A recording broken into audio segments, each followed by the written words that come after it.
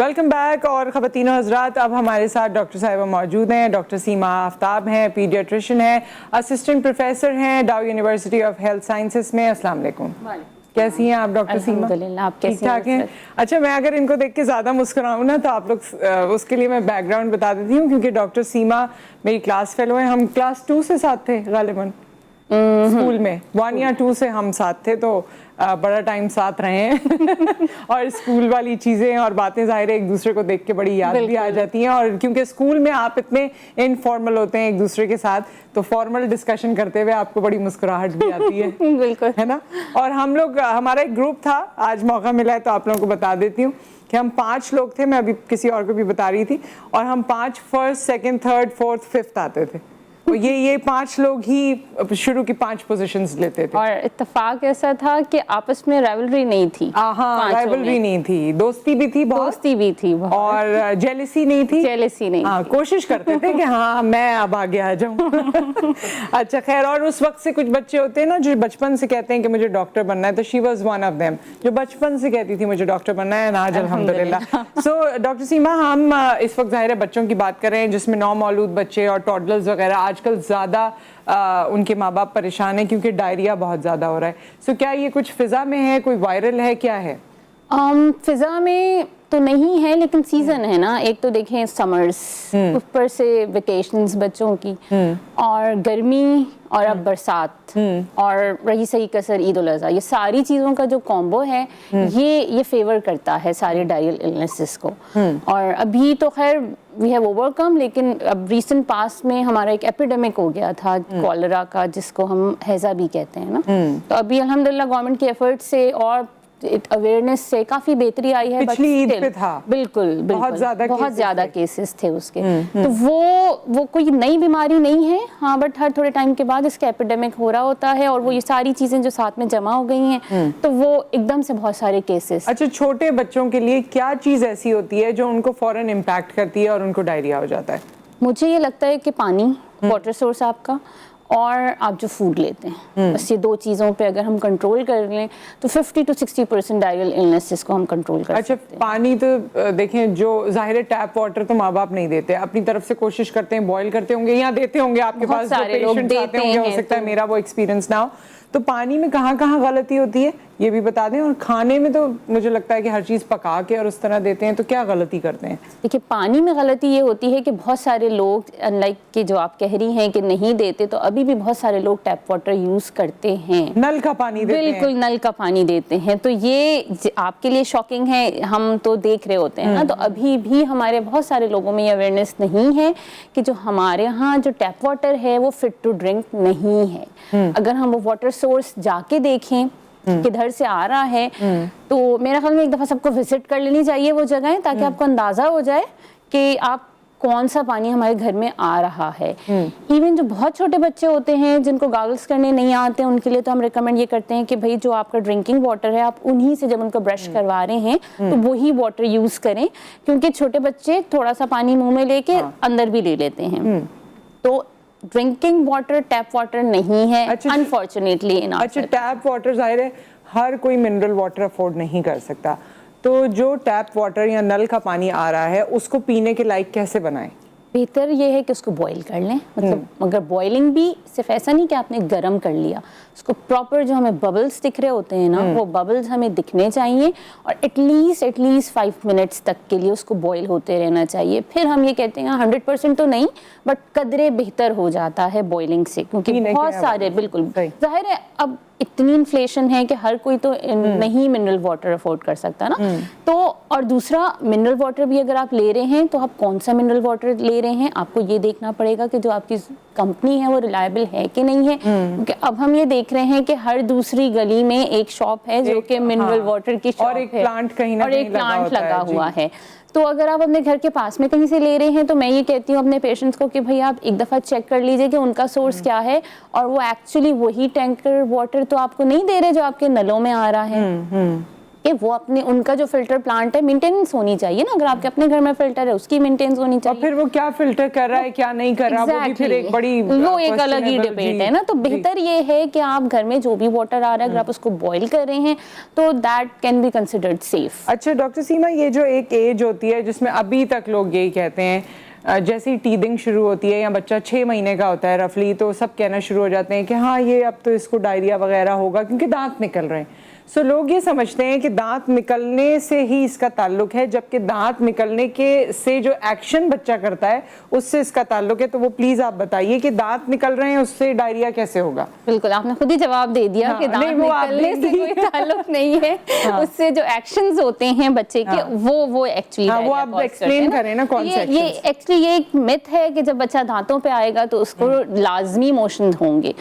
अच्छा, इसका बैकग्राउंड ये है कि हमने देखा है कि 6 मंथ तक यूजुअली जो बच्चा होता है वो मदर की लैप में होता है ना, या लेटा हुआ है या माँ की गोद में या किसी भी घर वालों की गोद में है, तो वो इतना इंडिपेंडेंट हुआ नहीं है। अब जब वो 6 मंथ्स होता है उसकी जो गम्स हैं, जो मसूड़े हैं, वो स्वेल होना शुरू होते हैं, टीदिंग प्रोसेस स्टार्ट हो सकता है, तो उसमें बच्चे को इरिटेशन होती है और बच्चा डेवलपमेंटली थोड़ा ग्रो कर रहा है, उसकी जो हम अपनी ज़बान में उसको फाइन मोटर स्किल्स कहते हैं वो डेवलप कर रहा है। फाइन मोटर स्किल्स लाइक उसके सामने आपका ये पेपर पड़ा है, अगर आपके गोद में कोई बेबी है वो उसको रीच करेगा, आपका फ़ोन रीच करेगा, आपके पेन रीच करेगा, जो भी चीज़ें उसके सराउंडिंग में हों वो उससे अवेयर हो जाता है। तो वो कोशिश करता है हर चीज़ को रीच करे, और ये बच्चे के अंदर एक नेचुरल प्रोसेस होता है कि वो हर चीज़ डायरेक्ट मुँह में एक्सप्लोर बच्चे ऐसे ही कर रहे होते हैं ना।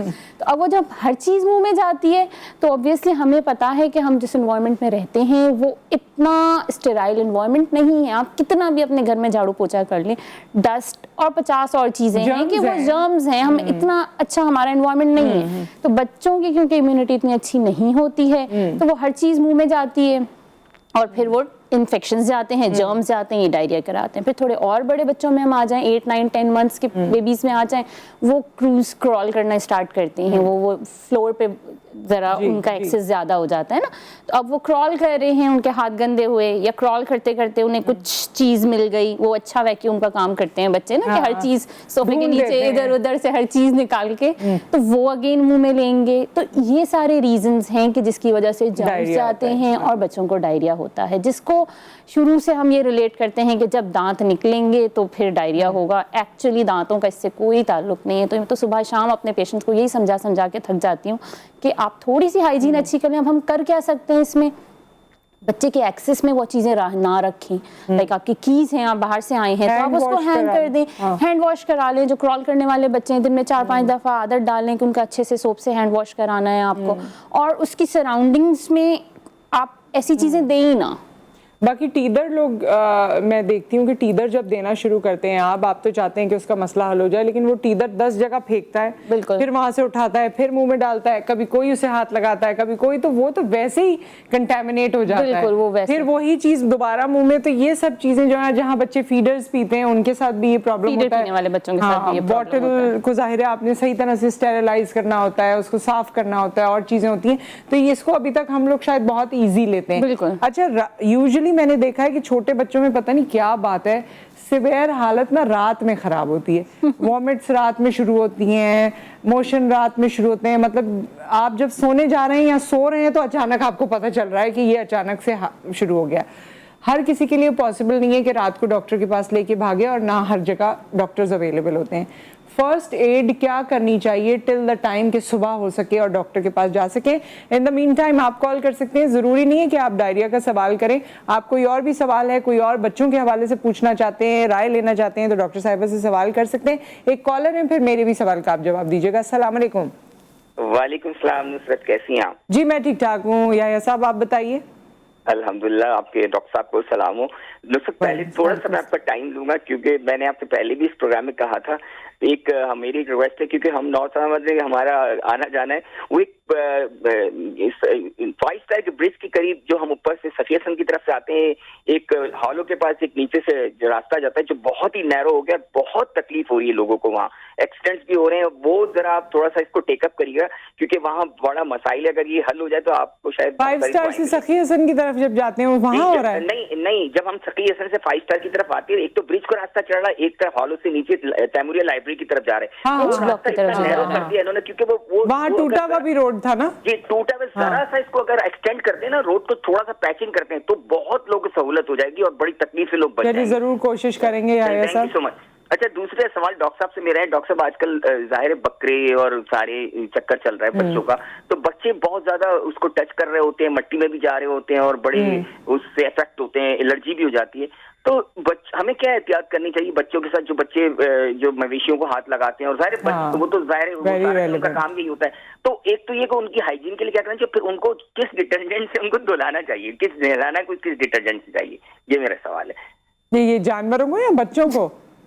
बच्चों को जो हम क्या यूज अच्छा, जो बच्चे हैं, ठीक है ठीक है, thank you so much. Detergent तो नहीं, उनको सोप से ही शायद नहला देंगे, लेकिन डॉक्टर साहब बताएंगी। वेरी रेलेवेंट और ऑब्वियसली आजकल का सवाल है। हाँ, तो सबसे पहले तो मैं ये कहूंगी कि बेहतर ये है कि बच्चों का जितना कम कांटेक्ट हो जानवरों से, अब ये ज्यादती है ना, अब ये ज्यादती है, I understand, but recommended is this thing कि आप मंडी ना लेके जाएं, घर में जानवर आएंगे, आप उनका क्या करें।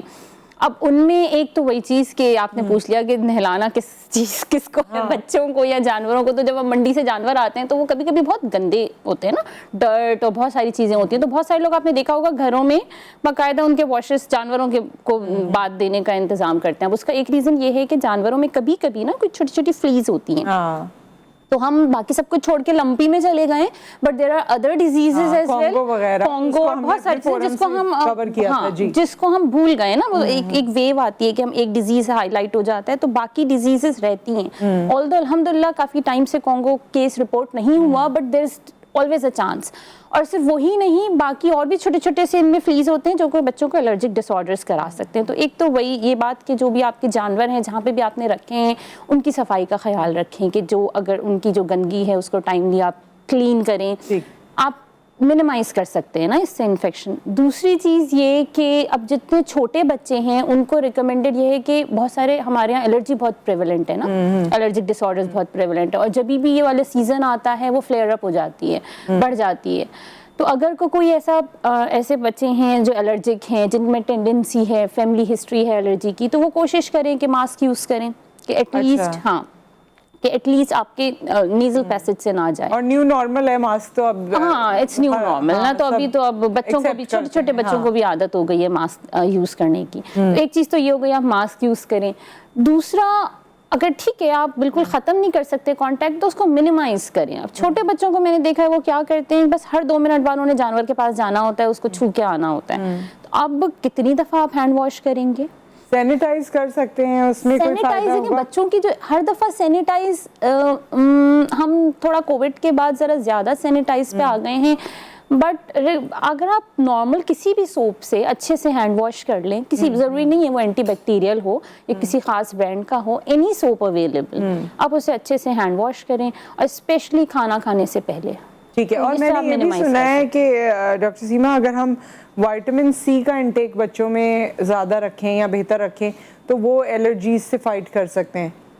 हाँ, vitamin C basically anti inflammatory होता है ना, तो वो प्रिवेंट करता है इन्फ्लेमेशन को। और सारी सिर्फ विटामिन सी नहीं, सारी विटामिन सप्लीमेंटेशन बच्चों की इम्यूनिटी बूस्ट अप करती है, चाहे वो ए हो, बी कॉम्प्लेक्स हो, सी हो, डी हो, तो ये सारे जो हैं इनटेक इसकी इम्यूनिटी बूस्ट अप करती है। अब जब इम्यूनिटी अच्छी होगी बच्चों की, तो कोई सा भी इन्फेक्शन है, अगर उन्होंने for example God forbid acquire भी कर लिया है, तो वो लिमिट कर लेगी ना बॉडी की, बॉडी फाइट कर लेगी। We have a caller right now. अस्सलाम वालेकुम। हेलो, अस्सलाम वालेकुम। जी वालेकुम अस्सलाम। जी, मेरी बेटी है 1.5 साल की, और जब से पैदा हुई है ना वो पाँव बहुत चलाती है नींद में। अच्छा। जैसे बहुत बेचैन है, और उसके सर में दाने बहुत हैं। अच्छा, कोई सवाल करना चाहती हैं? सर में दाने बहुत हैं, पाँव बहुत चलाती है, 1.5 साल। अदरवाइज ठीक है, वो 1.5 साल की है, चलती फिरती है, बातचीत सही करती है। हाँ, बोलती है, थोड़ा थोड़ा बोलती है, थोड़ा थोड़ा बोलती है, चलती फिरती सही है, कोई और इशू तो नहीं है? नहीं, बस वो पाँव बहुत चलाती नींद में, और ठीक से नींद सोती नहीं है, नींद पूरी नहीं लेती है वो।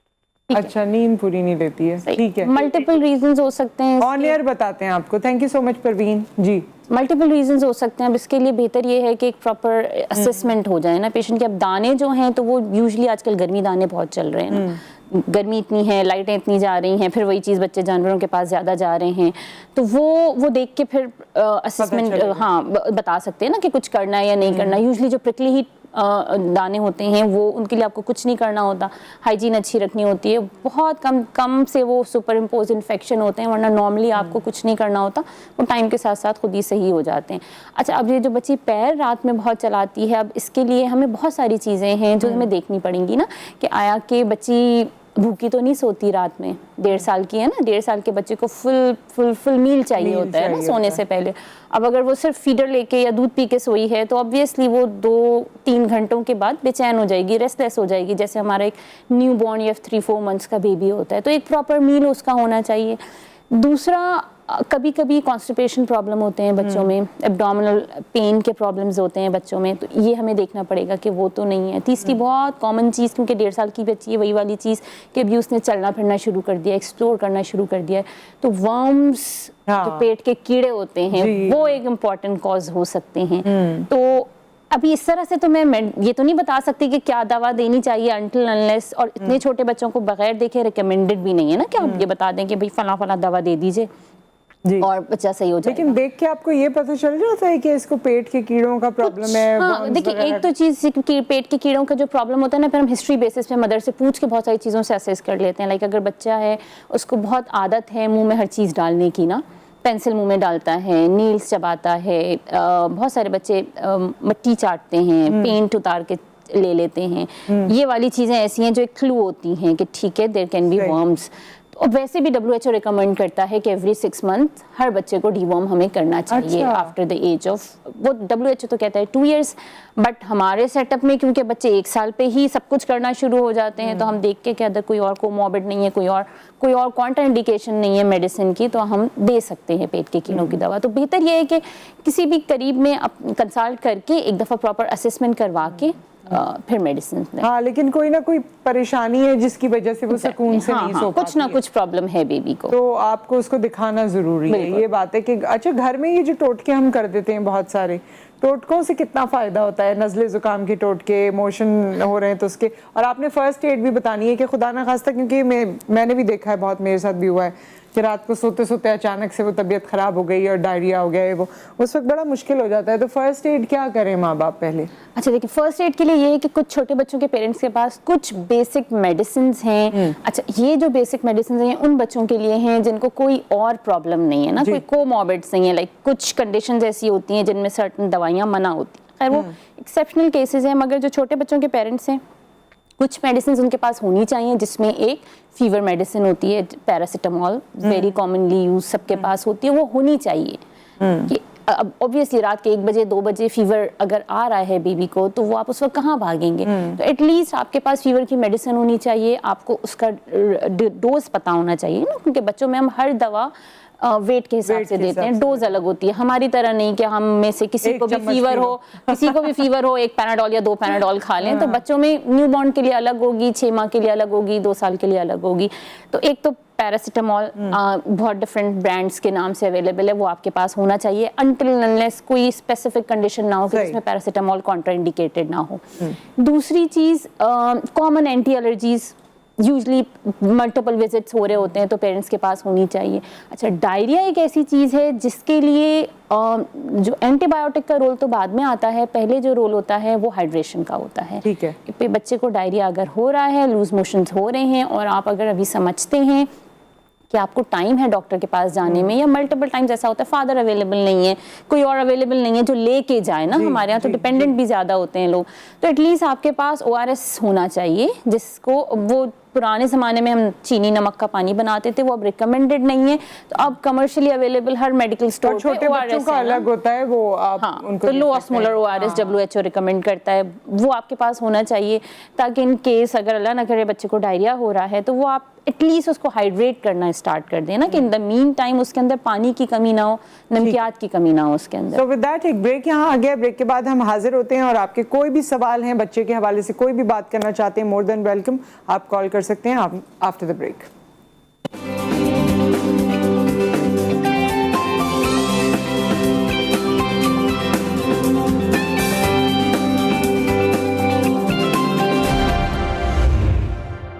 वेलकम मुबारक। डॉक्टर सीमा आफ्ताब हमारे साथ मौजूद हैं, पीडियाट्रिशियन हैं, और अगर आपके बच्चे के हवाले से कोई सवाल है तो आप आज इनसे कर सकते हैं। हम ओवरऑल बच्चों की सेहत पे बात कर रहे हैं। अच्छा, ईद से पहले और ईद के बाद काफ़ी बच्चे बीमार होते हैं और वही वायरल्स और यही सारी चीज़ें हैं। तो एक तो आपने चले सफाई सुथराई का जो बताया वो तो सब करने की कोशिश करेंगे, उसके साथ जैसे आपने कहा कि ताकत की कोई भी दवा होती है तो आपकी इम्यूनिटी बेहतर करती है, तो कोई ऐसी दवा वैसे ओवर द काउंटर और कुछ बहुत पॉपुलर नेम भी हैं वो ले सकते हैं, या किस बस आप ये बता दें कि ये कंटेंट्स हों तो आप किसी अच्छी कंपनी की दवा ले सकते हैं? क्या अच्छा, देखिए एक चीज़ तो जो मल्टीविटामिन्स लेने की जो मेजर वो है ना, जिसमें हम मना करते हैं कि अगर बच्चे को कोई एक्यूट फेब्राइल इलनेस यानी कि कोई बुखार की कोई बीमारी चल रही है, किसी भी वजह से बच्चा बीमार है, बुखार है, उसमें ना लें, स्पेशली आयरन कंटेनिंग। और अगर डायरिया हुआ है तो ऑनगोइंग डायरिया में हम नहीं देते हैं ताकत की दवाएं, उसमें नहीं दें, उसमें नहीं जब तबीयत खराब है, जब तबीयत खराब है नहीं देने। जो यूजुअल डेज हैं बच्चे के उसमें आप दे सकते हैं। तो अब बस आपने ये देखना है, बेहतर तो है कि कंसल्ट कर लें अपने पीडियाट्रिशियन से, लेकिन जो रिकमेंडेड है ना, बी कॉम्प्लेक्स, जिन माओं को अक्सर ये शिकायत होती है कि हमारा बच्चा खाता नहीं है, ये कॉमन कंप्लेन है ना, तो जो बी कॉम्प्लेक्स है वो हेल्प करता है आपकी एपेटाइट बढ़ाने में। तो बी कॉम्प्लेक्स कंटेनिंग होना चाहिए। जैसे नुसरत आपने कहा कि विटामिन सी जो है इम्यूनिटी बूस्टर है ना, जो लोग एलर्जिक होते हैं उनको डॉक्टर्स एडवाइस करते हैं कि आप विटामिन सी इंटेक ज़्यादा करें ताकि आप फाइट कर सकें। तो विटामिन सी होना चाहिए। और आयरन हमारे यहाँ प्रिवेलेंट है, हर 5वां बच्चा आयरन डेफिशिएंसी का शिकार है, तो आयरन भी हम जनरली रिकमेंड करते हैं कि वो होना चाहिए। बाकी जिंक और विटामिन ए, यूजुअली जो मल्टीविटामिन कॉम्बिनेशन अवेलेबल है ना। अच्छा, अब ये फर्ज करें कि क्योंकि बहुत सारे माँ बाप नहीं भी देना चाहते या उनकी एक्सेस में नहीं है, तो खुराक में वो कौन सी चीज़ें हैं जो अगर आप खिला देते हैं बच्चे को तो उसको एक बेहतर डाइट या न्यूट्रिशन मिल सकती है? बिल्कुल कोई ज़रूरी नहीं होता, ये तो हम क्योंकि हमारी डाइट इतनी डेफिशिएंट होती है ना, इसलिए हम रेकमेंड करते हैं कि मल्टीविटामिन्स लें। पेरेंट्स के लिए भी आसान होता है कि एक चम्मच पिला दिया, सारी न्यूट्रिशन मिल गई।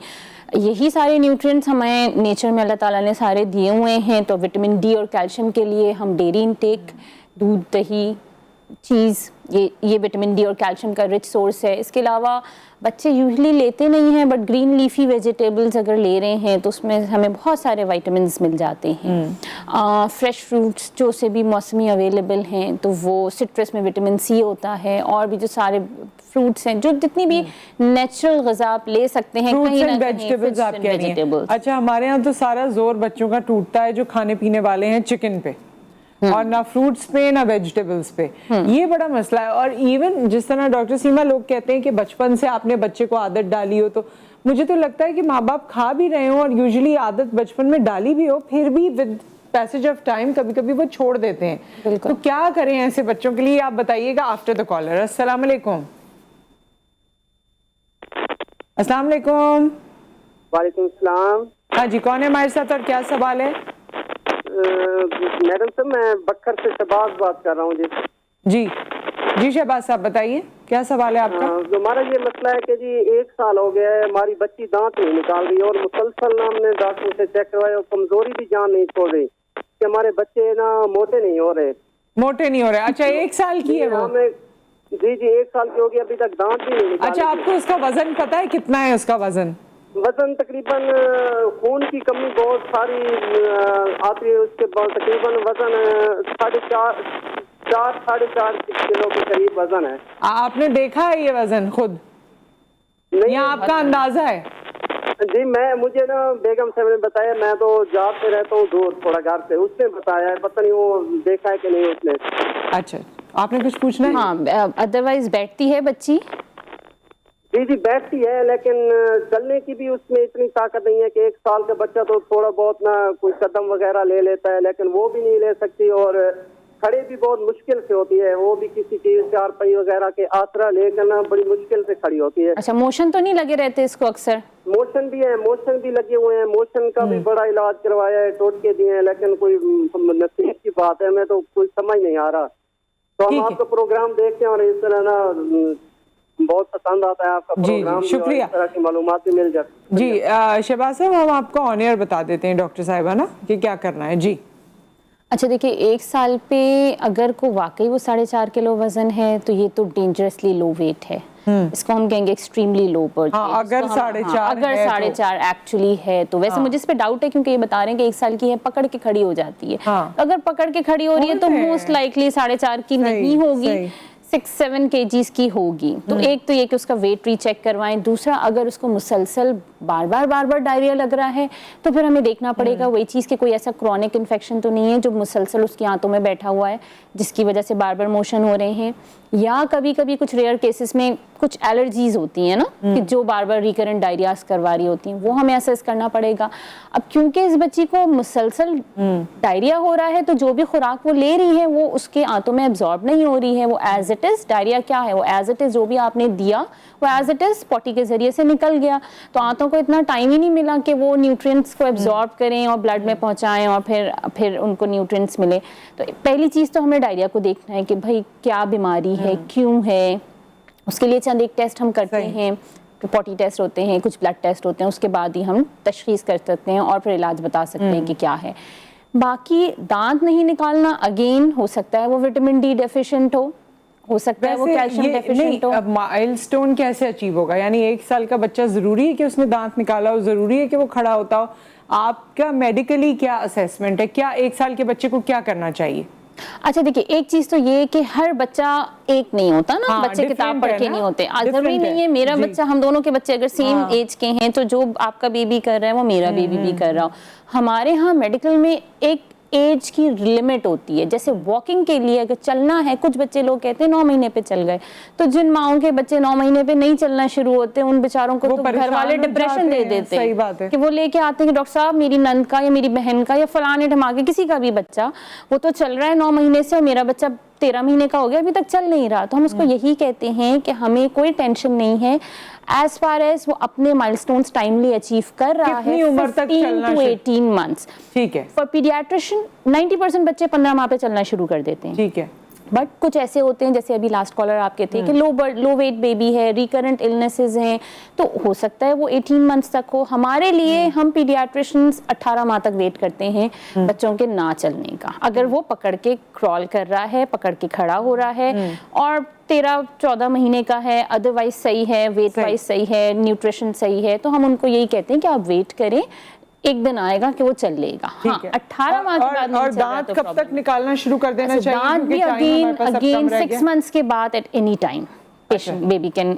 और कब तक, मतलब उसका एक दांत निकल आना चाहिए कब तक? साल पे एक आधा तो निकल ही आता है ना, 1 साल पे एक आधा तो निकल ही आना चाहिए। हाँ, अगर उसके बाद भी नहीं है तो बच्चों के लेट भी निकलते हैं, 1.5 साल 1.25 साल में भी निकल रहे हैं। बाकी सारे होते हैं, बट एक आधा थोड़ी सी आपको नोक दिखनी चाहिए, थोड़ा कुछ ना कुछ होना चाहिए। सो विद दैट बहुत शुक्रिया डॉक्टर सीमा आपका, आपकी तशरीफ आवरी का, and for all the information.